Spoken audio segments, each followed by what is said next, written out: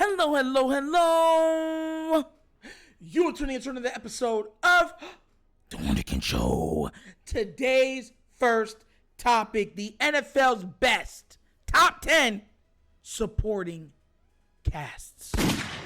Now, I'm going over this, right? And the funniest thing about this is, I know a lot of Ravens fans are going to be like, oh yeah, where do we rank? We are not in the top 10. And for anybody that's going to get mad at it, once again, there's a lot for these players to prove on this offense in a new offensive system. It might be the best that we've seen. That's why I keep trying to tell everybody. This might be the best that we've seen that Baltimore's trying to accumulate under the career of a Lamar Jackson finally. But across the league, they are not top 10. They are not top 10. It's part of the reason why I'm so hard on some of these guys. But without further ado, I'm going to go over this list, and I'm going to tell you why I do not have the offensive weapons for the Ravens or the supporting cast in the top 10. So let's get this party started. So what I'm going to do is I'm going to start off at number 10, right? I think it's better that way. Number 10, the Atlanta Falcons. Now, here's the kicker. I don't believe the Atlanta Falcons is the top 10. I don't. I do not. I think you could fit another team in there when you talk about overall what a team has. But I think what they're looking at is Drake London, Kyle Pitts, Bijan Robinson, Cordell Patterson. They're like, whoa! Those two out of the backfield with the Drake London and the Kyle Pitts, that's looking real lovely. Real. You know what? Forget it. I accept it. Because if we had that in Baltimore, I'd be straight up like this. Jesus, thank you. Shut down your So I'm not going to hate. Atlanta Falcons, okay, I get it. I get it. I definitely get it. I would have probably put, let's just see what the list is. Because if the Saints aren't up here, I would have the Saints at 10. But whatever. Let's go. Jacksonville Jaguars, number 9. Who do they got? Why do they got it number 9? Running back, Travis Etienne. Calvin Ridley, he's back. Christian Kirk, Zay Jones, Evan Ingram. That's a solid group. I don't see anybody that's great, but Calvin Ridley is up there. He missed the year last year because of, the gambling stuff. He became the NFL's poster boy for why not to gamble. You know what I mean? But I'm glad he's back. He can start earning back money and stuff like that. But I don't see too much great, but a whole stack of just good. And you could win with this. This is actually really good. Would I have them over Atlanta though? I was stupid. Paul, listen, when I make a mistake, I make a mistake. I would have Atlanta over the Jacksonville Jaguars. But this is Bill Barnwell. You know how he likes to do certain things. So 9 is Jacksonville Jaguars. Right? Okay. So number 8, we got Hey, yo. Oh. You got Tyreek killing them at 8? Oh. What is wrong with you? Oh. That's for sense. Jesus, God. Oh, yo. Nah. This list is... Nah. Yo, you got them. Oh, my God. Oh, you know what I think it is? They're just speaking overall. They're not looking at, the dynamicness of how much gravity one or two players hold in a scheme.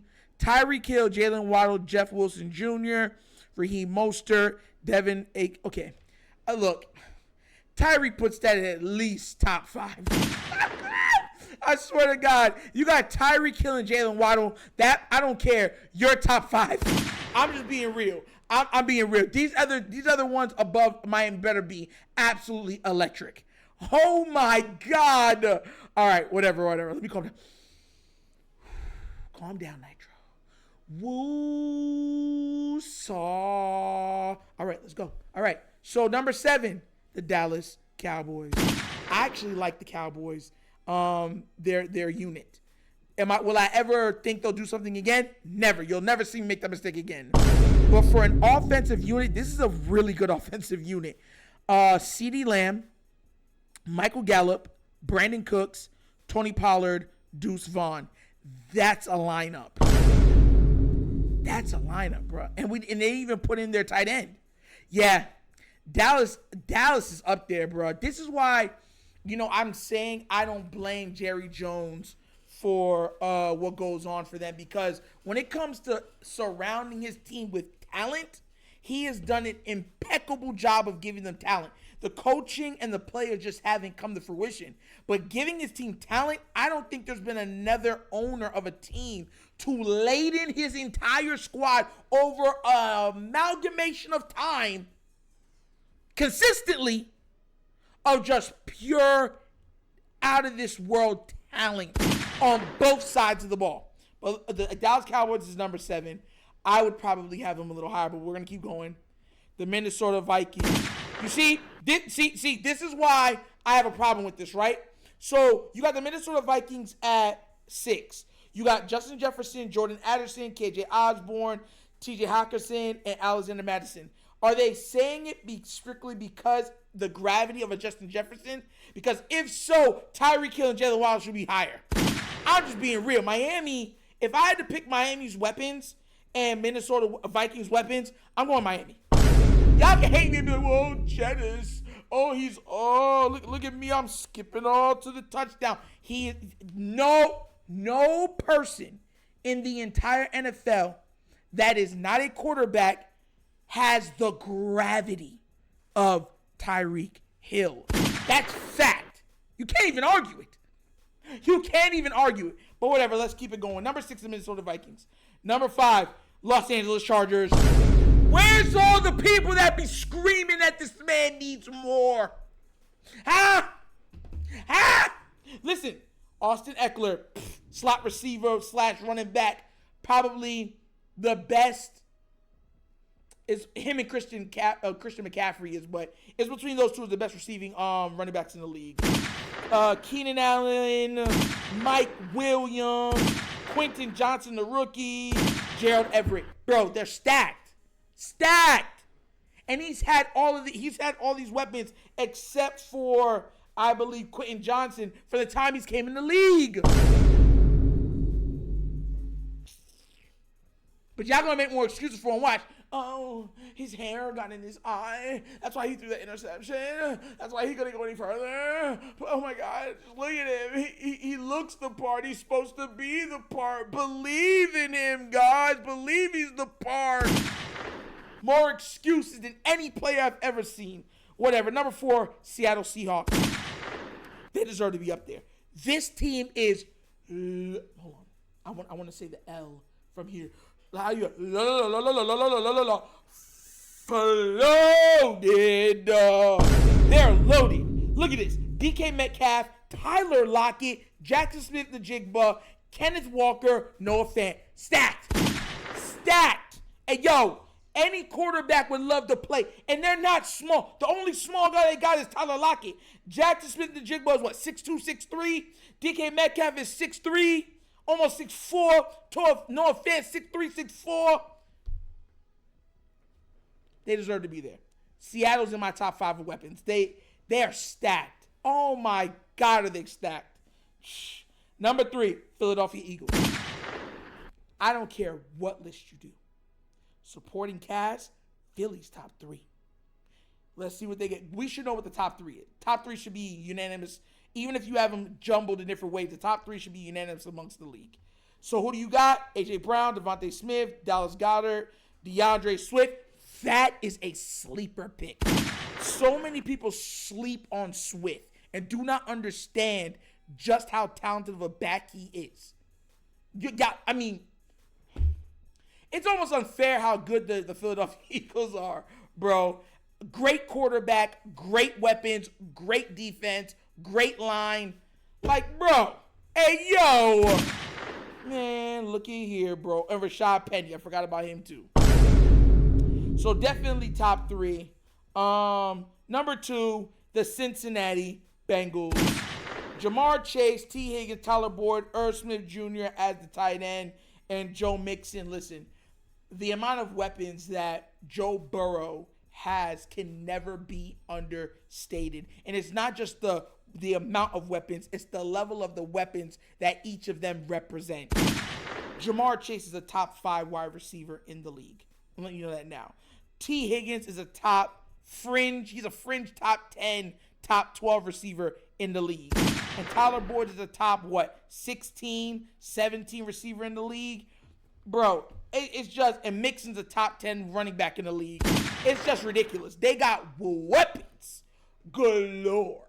And there's no excuses for him. Who we got as the last one, and everybody should be picking them, the San Francisco 49ers. Look, I don't want to hear, listen, look, this is what I was trying to tell everybody. If Lamar, God forbid, so I want to make sure I say this, God forbid, ever went to that team, the San Francisco 49ers, it would be a travesty.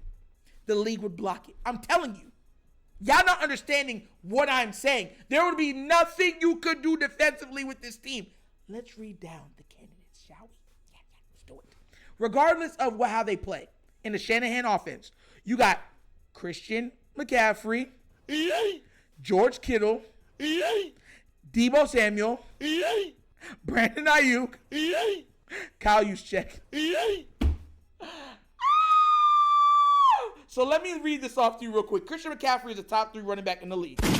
That's just how it goes. George Kittle, top 3 tight end in the league. Deebo Samuel, top 10 receiver in the league.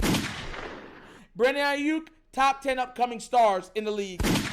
Kyle Juszczyk, best fullback in the league. Bro, galore. They absolutely have talent galore throughout the entire team.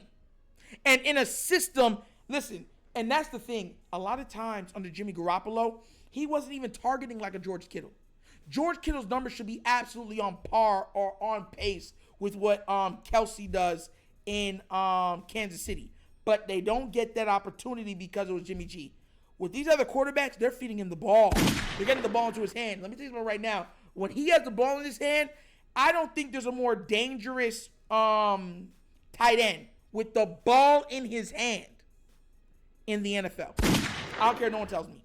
You might have better catchers, better route runners, but I'm talking about yak. When you got the ball, running somebody over, making somebody miss, breaking through multiple tackles, I would take strictly on that. I'm taking George Kittle over all of them. And Kelsey's the best. We all know that. But that portion, I'm taking Kittle. And that's what they have. So that's the top 10. Look, and guess who's not in the top 10 either? Huh? You understand? Just in case Raven fans get, oh my God, why don't they, love us? Why are they disrespecting us? Think about it. Kansas City isn't in the top 10 either. Just want to let you understand. This is about supporting casts. Supporting casts. Regardless of who your quarterback is. This is why I tell you this. No San Francisco 49er QB gets any excuses from me. Same thing with the Bengals. Joe Burrow should have no excuses. Philly, Jalen Hurts already went to the Super Bowl. No excuses. Seahawks, no excuses. Chargers, no excuses. Minnesota Vikings, come on, Kirk Cousins, bro. Ben's had weapons forever. Dallas Cowboys, Dak, no excuses. Miami Dolphins, Tua definitely has no excuses. Tyreek Hill changes how you can effectively play defense. That's what he does. He is the most important player or most dominating player outside of the quarterback position in the entire NFL. And imagine Patrick Mahomes was playing with him and Travis Kelce, the best tight end in the league, for about 5 years. In an Andy Reid run system. So all these quarterbacks have had the top of the top type weapons in this league. Supporting cast, the Ravens are not on that level. I'm sorry. We're better. We're much better. We're hoping that these guys, even though we're better than what we ever been, we're still hoping that these guys can take another step and be special. But when you talk about a list of supporting cast, this is why I kept trying to tell y'all. Now imagine last year's, where would you rank the Ravens? Like it's not even close. That's why I was screaming in this camera every day, straight up like, because I was trying to tell y'all we did not have anybody, nobody. And everyone saying, well, what about Bateman? Bateman's been hurt the last 2 years. He was a rookie, hurt.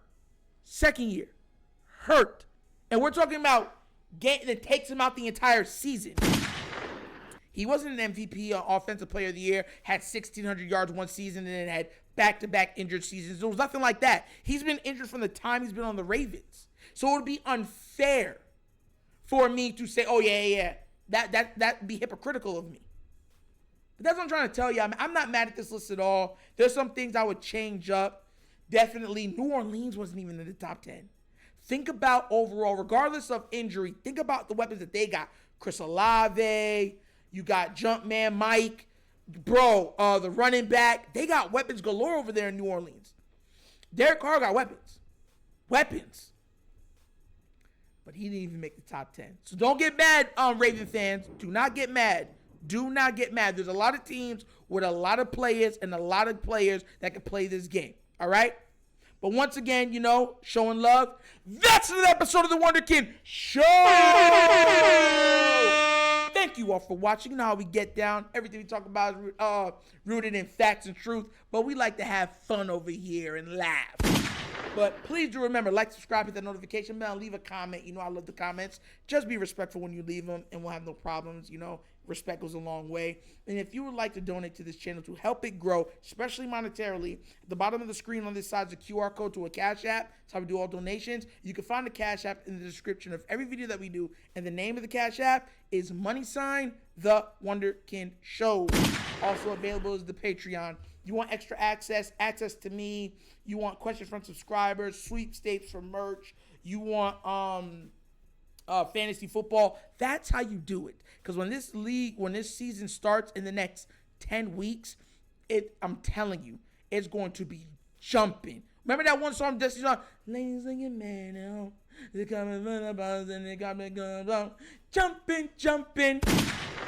It's going to be jumping, all right? So go out there and get that, all right? But once again, this is The Wunderkind Show. This show is Nitro signing off, and as always, you guys know my slogan. Peace. And I am out of here. Yep.